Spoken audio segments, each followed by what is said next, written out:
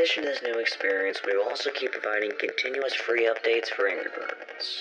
On the surface, what Ed had to say regarding the future of Angry Birds didn't mean too much. After all, nobody was expecting content updates to cease for the original app, but I would like to point out that he never specified which Angry Birds he was specifically referring to, because on December 1st, 2010, Halloween would be relaunched as Angry Birds Seasons thanks to a second holiday-themed level pack called Seasons Greetings, implying that the app had become the new home of future seasonal Angry Birds episodes.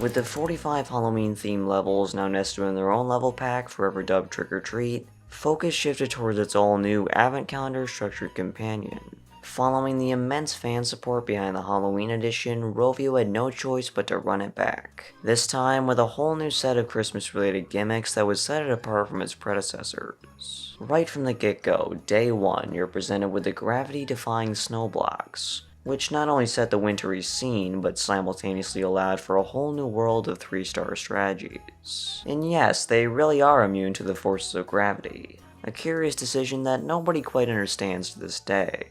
In the spirit of gifting, you'll also find plenty of assorted presents, awarding the same 3,000 points that the pumpkins did in Trick or Treat. Once again, these are often the key to achieving 3 stars. Accessorized Santa pigs and a new snow-covered backdrop were par for the course, gotta appreciate that falling snow effect after all. But the cheery Christmas menu theme was the big red bow of it all, once again composed with a brilliant airy polkanin.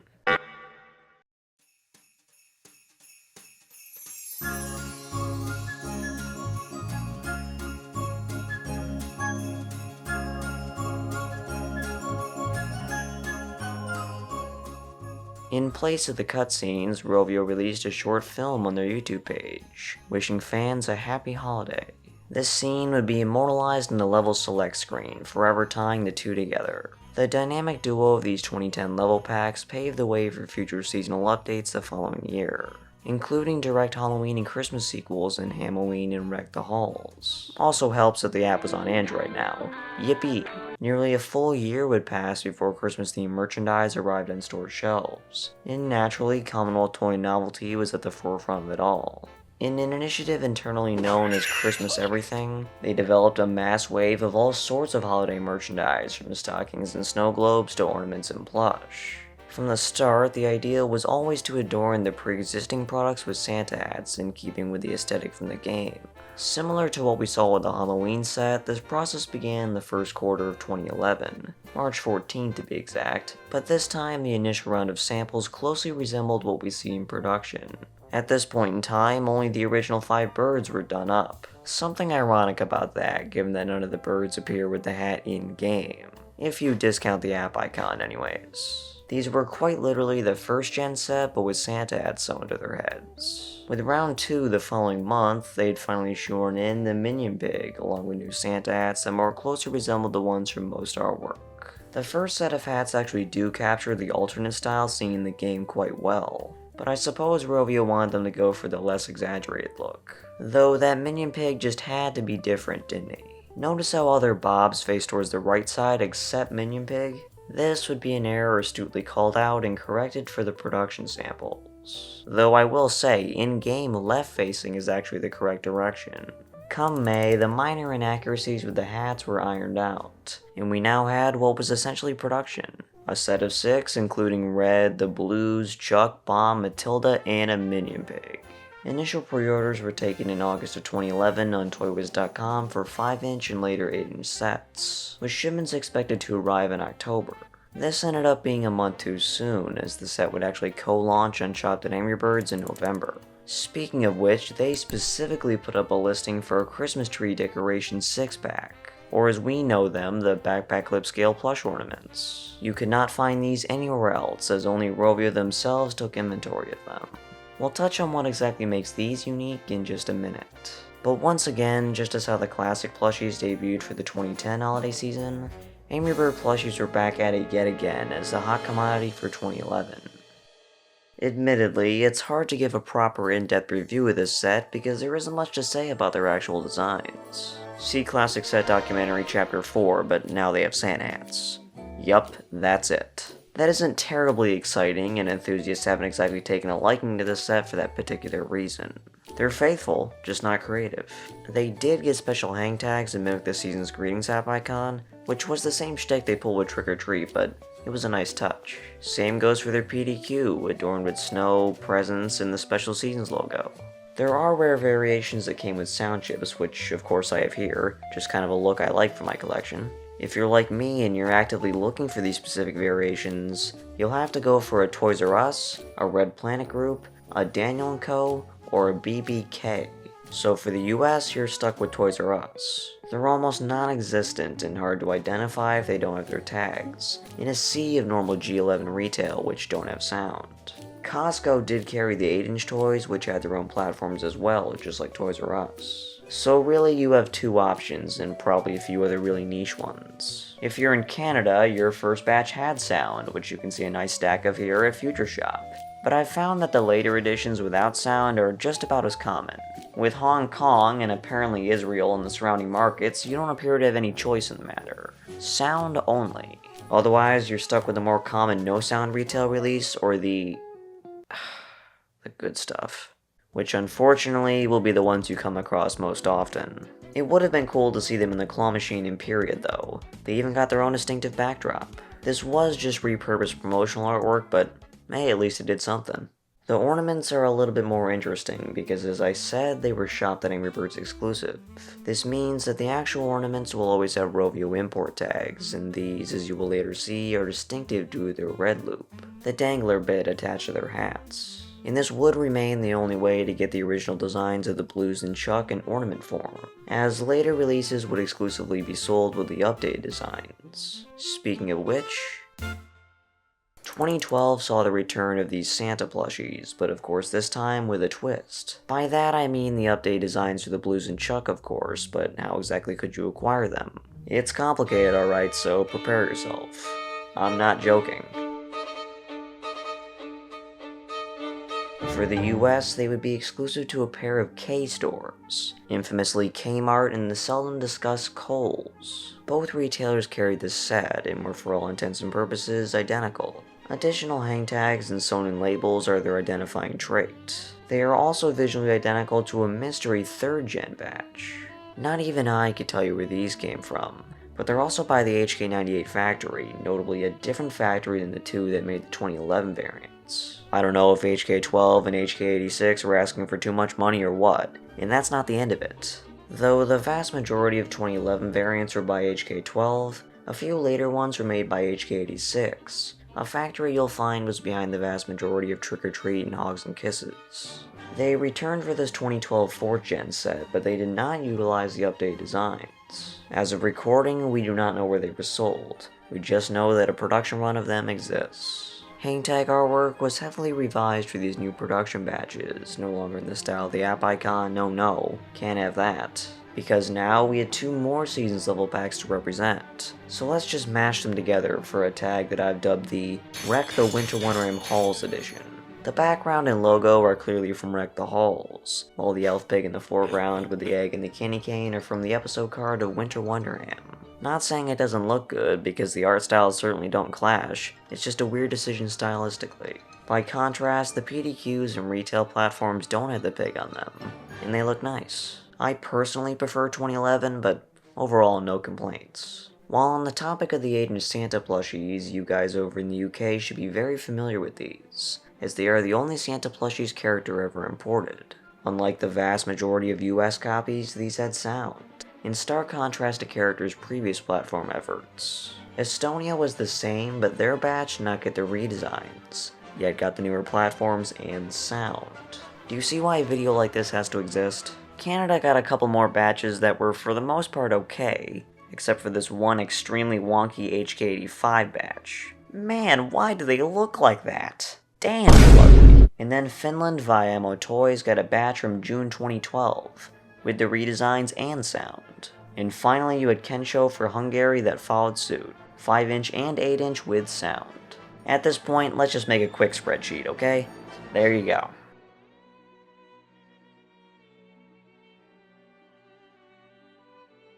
Oh, and before I forget, I need to add an additional column here. FAO Schwarz, the ever-iconic Manhattan toy shop, received the only ever instance of a Jumbo Santa plush, this of course being red. That's right, none of the other characters, just red. And for a premium price too. Yet, despite having gone over all that nonsense, I haven't even discussed the ornaments, which are their own shit show. For 2012, they finally made it to brick-and-mortar retail and online shops outside of Rovio's control, but as I said, they now have the updated designs. I mentioned that the Rovio imports can be identified via their red loops, because they now had gold loops. A curious change to be sure, but one that I think ultimately did improve their look. Depending on where you bought them, you might have 3rd gen or 4th gen tags, or maybe even a generic peg card in the case of Toys R Us. Adorably, you could also get red and bomb within these mug gift sets. Only these two, because heaven forbid we have to print a new ceramic mug. You got that all down? Doubt it, but we're carrying on with or without you. You probably didn't expect me to wring out that much content from a set that ultimately is just the original 6, but with matching Santa hats. Speaking of which, that sucked, right? What a lazy cash grab, surely there was something they could do within the holiday parameters, right? Oh no. I want you to recall 2 crucial pieces of information here. The season's Greetings level select background and the Good Stuff claw machine artwork. Why exactly would these 2 things be important? Well, pay attention to what the characters are wearing. You've got some Santa hats, but in these specific instances, along with the credits bar in the December 2010 build of the game, you'll see much more traditional winter attire.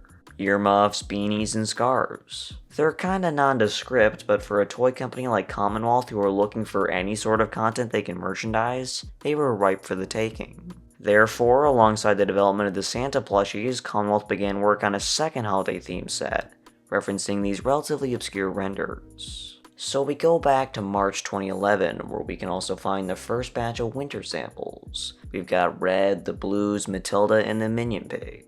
After all, these were the 4 that had official renderings, and given material availability limitations, they were done quite tastefully. Yes, Rat's hat was the completely incorrect color, and shaping wasn't great, but you'd have to assume they just wanted to use up the orange material they used on Matilda, and certainly didn't have the bright blue readily available. Color doesn't even matter at that point, we just want to see what the characters look like, color agnostic. You can also say the same about the Blues and the Minion Pig to some extent. Following comments from Rovio, development would be picked back up in May, where more supple materials were used for the hats and scarves. This fixed the flat look of the accessories, and now allowed for Red to get the correct hat, both color and shape-wise. You may actually recognize these images, albeit cropped of course, and not with these colors. That is because of this. This document is titled Licensor Comments, and claims, and I quote, "There are too many colors going on right now."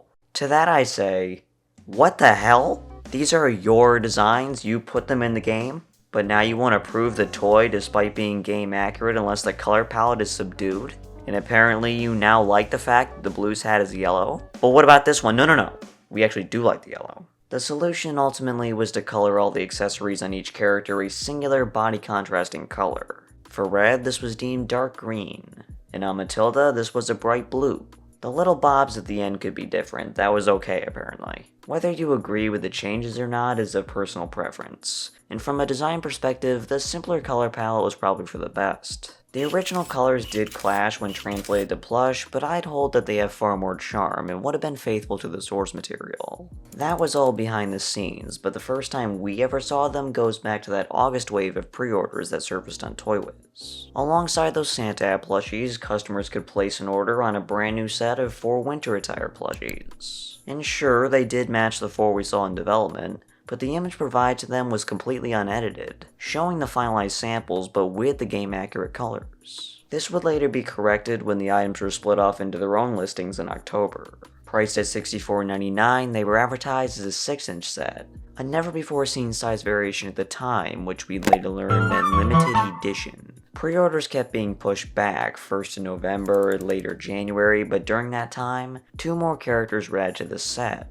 Chuck, and Bomb. Although they never appeared in any official material with winter attire, they reused and recolored accessories from the other characters to round out the set. Samples were never actually created, these are once again photoshops. What a contrast from the standard Season's Greetings set. Bland and uninspired to colorful and unique. Even if they're not necessarily game accurate, the color choices are pretty damn visually appealing, with each perfectly complementing the character's primary color. Red and Chuck received the beanie scarf combo, done in dark green on Red and in medium blue on Chuck. Both accessories are sewn tight to the bodies and cover most of their upper and lower feathers. The blues and Bomb are fitted with the iconic finished trapper hats, lacking the fine detail of the real-world counterpart, but the clean look suits the plushies in my opinion. Both color choices couldn't have been better too. Matilda's attire is nearly identical to Red and Chuck's, but take note of how the turquoise hat sags towards the bob, where it stands upright on the others. This is a remnant of the original sample, and luckily it was carried over to the final product. The Minion Pig essentially remained unchanged throughout development, so the pink earmuffs that I actually prefer to the purple stuck around to the end. Always found the design quite funny, given that the earmuffs don't actually cover the plainly visible ears. So silly. So where could you buy these? You've only mentioned Toywiz so far. Was there an in-store option? I'm hesitant to put out a definitive list given how scarce documentation for these were, but I can confirm Toys R Us was on that list. And according to my research, you also had Future Shop in Canada, and maybe a few mall outlets such as Claire's, but for the most part, if you wanted one of these winter plushies, Toywiz was the way to go. That was in part intentional, because when you finally did stumble across them, their hang tag would proudly inform you that you were looking at a limited edition item. This golden egg hang tag would only ever be used for this particular set, despite the existence of the accessorized pigs. Behind that one, you'd find the typical Season's Greetings tag, notably in the 3-inch scale normally reserved for 8-inch toys. Unlike the Santa set, finding the sound chip variations was not only difficult, but actually affected the appearance of the plush. For whatever reason, whether a production limitation or a legitimate error, any and all winter plushies with sound will actually be true 5-inch. Which is a useful bit of trivia for those who would like all their plushies to scale with each other. And such is why you've been looking at the Canadian birds and the Toys R Us pig throughout this section of the video. These were not easy to find new with tags by any means, but were totally worth seeking out for a collector like myself. The concept of making these limited edition sets at a slightly larger scale always felt unnecessary to me. It's not like anyone would even notice the difference. If I had to make an educated guess, this was likely because they wanted to put these particular sets at a higher price point, and by making the toys just a little bit bigger, they'd be able to integrate that into the retail price. With the Canadian release in particular, they actually got the smaller 2.5-inch tags too, something you won't find on the Toys R Us despite both being true 5-inch. Ultimately, it's up to you, but I much prefer the look of the true 5-inch variants, and they should be valued as such, they are quite rare. We can talk all day about 6-inch this and 5-inch that, but there's actually an obscure backpack clip variation of Red, and he has the original coloration. It was never officially sold in the traditional sense, rather it was a Claire's giveaway item for Black Friday in 2011, about a month prior to the set's official release. If you spent $20 in store on November 25th, you'd receive this Winter Red backpack clip. Despite being produced after the initial production run of the finalized winter plushies, it uses the older coloration of the hat and scarf. Totally baffling, isn't it? Now, it is notable to point out that these were made by a different factory. Perhaps they had a different red plush they were referencing, and by the time they manufactured them all, it was too late. It was never meant to be a retail item anyways, so ultimately who cares? It's certainly an interesting piece to look back on, especially considering it's not actually based on an existing full-scale plush. All of these releases were produced from July until September and would never show up in North American markets ever again. But that isn't to say our story is over.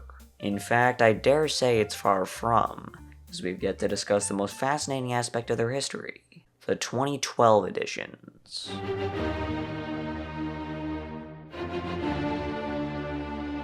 Commonwealth kept the winter assortment on offer, meaning any distributor in any country at any time could place an order for the set. Without warning, you could stumble across a newer production run if you were living in a region where the distributor felt they'd appeal to you. Over 100 different distributors had a chance to import the set, yet only 3 did so. Ammo Toys for the Finnish market, Kensho for the Hungarian market, and Karapoig Poo for the Estonian market. Now, this wouldn't be notable if they were 100% identical to the North American variants besides the minor tag changes. So where's the wild twist here?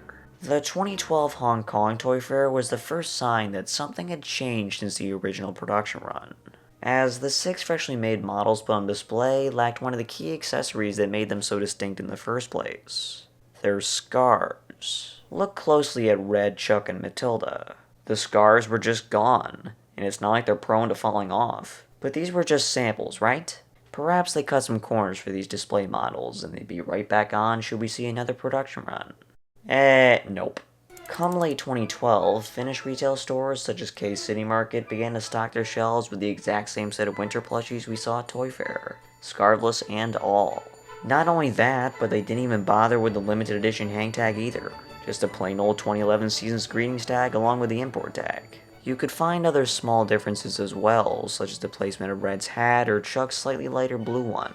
These same variations could also be found in a 2-pack, which did get the revised artwork you'd expect to see on a 2012 batch. Perhaps more interesting than the existence of such a set is the fact that it was literally just a reskin of the classic 2-pack, also imported by Ammo Toys the year prior.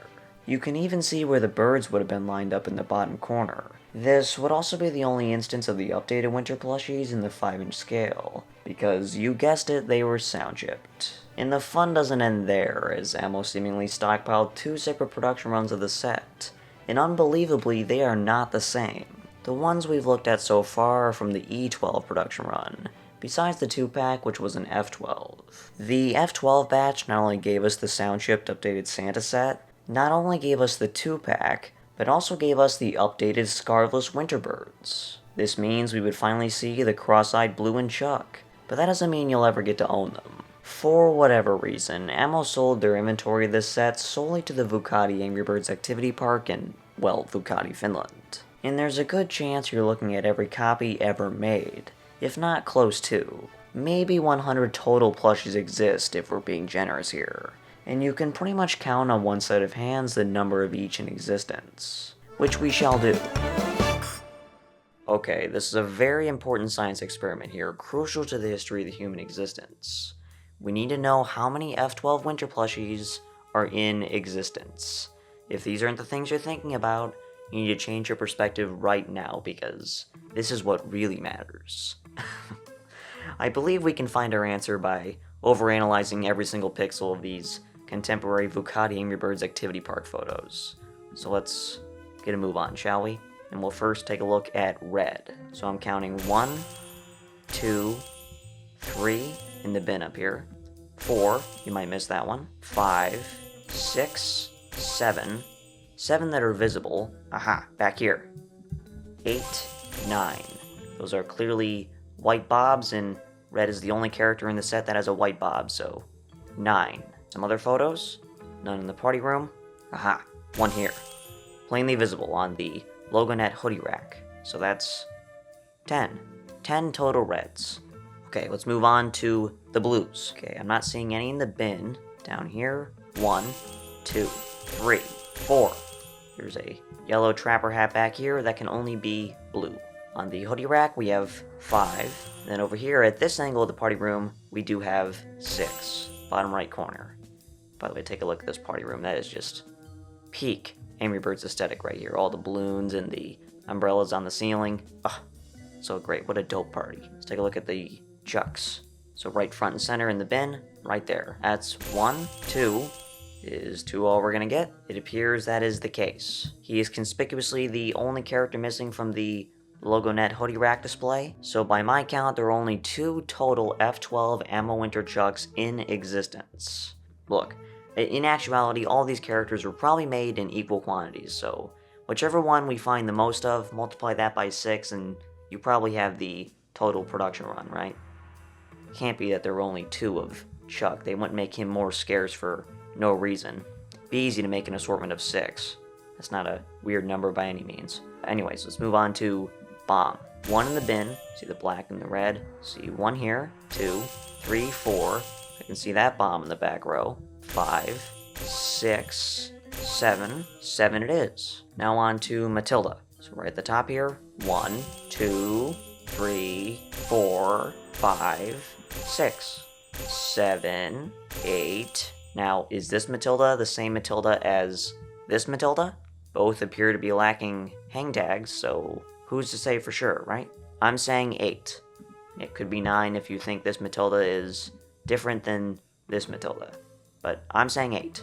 Okay, and then finally we have the Minion Pig. Do I see any in the bin? I see one in the far left over here. Okay, I see some pink earmuffs over here. That's 2. 3. 4. Down on the party table. Either photo. 5. 5 Minion Pigs. So in theory, at least based on my count, there are 10 reds, 6 blues, 2 Chucks, 7 bombs, 8 Matildas, and 5 Minion Pigs. 38 total winter plushies from the F12 production run in existence. Now, of course, we can't see everything here. There's probably a fair bit more that's hidden behind the wall of the bin, hidden behind the front row right here. Could be more they have out back that they haven't put in stock. What do I know? So, being generous here, we counted the most of red. So red had 10 total copies in existence. So let's say there are 10 total copies of each character in existence. So 10 times 6 is 60. There are 60 F12 ammo winter plushies in existence, according to my count. Now if I'm being generous here, I'm going to say there's 100. So anywhere between 60 and 100. That seems reasonable to me. That honestly is quite crazy to say, because why would Commonwealth even bother making so few plushies for this particular set? But, I mean, if they were made specially just for this Angry Birds activity park, I mean, you know, who's to argue with that? And these are pretty cool items, right? And they're cool to analyze the history of. And if you have one of these, well, consider yourself lucky. Needless to say, these F12 ammo winter plushies are some of the rarest pieces of Commonwealth merchandise ever made. And the odds of acquiring the 2 exclusive characters would be the equivalent to the odds of Rovio turning the Angry Birds franchise around. Thankfully, if you're on the lookout for one of these variants, the Hungarian distributor Kencho pulled the same shtick. Unlike ammo though, they at least made them available online, which, fun fact, is why we have stock images. These ones would be the first to receive the 4th gen tags, and consequently the Wreck the Winter Wonder M Halls hang tag as well. Still no golden egg tag though. The Estonian toy shop Karapoeg Poo was the last distributor to pick up the set, though as of recording we have only documented 3 of the plushies in the set. Rumor has it that their H12 production batch reverted back to using the original designs for the Blues and Chuck, just as we saw with their 8-inch Santa assortment. Oh, the wonderful world of the winter redesigns. Perhaps the most convoluted situation I'll ever explain in one of these videos. This whole conundrum is what makes this set by far the most complicated, not only for the purposes of recounting their history, but also from a collector perspective. Even for a guy like me, who seemingly has connections all about and has every single Angry Birds Commonwealth plush ever made, it took me until 2024 to complete my set. These things had been out there since 2012. It took me a dozen years. They are not showing up anywhere outside of Eastern Europe, and even then, they're scarce. Tagged, redesigned, in the box set, you name it. And so, there you have it. A comprehensive overview of both seasons' Greedings sets. That was probably too much for one video, but hey, they both have the same hang tag, so it kinda makes sense. They clearly share a lot more than that though, with obscure retail-specific variants, redesigns, sound chip nonsense. Oh, what fun. Complain about the Santa set all you want, but I would just ask if you have any better ideas. And you cannot do winter attire, they already did that. With these 2 sets, you get the best of both worlds for these iconic 6 characters. Just wish there was more. Okay, that doesn't count King Pig, technically there's 7. And on that note, if you have any comments, questions, or complaints, you can let me know down in the comment section below. And with that I say, peace out.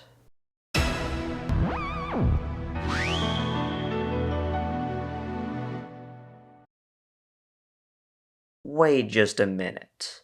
I went through 30 minutes of hoopla, and yet we didn't even take a look at this contraption.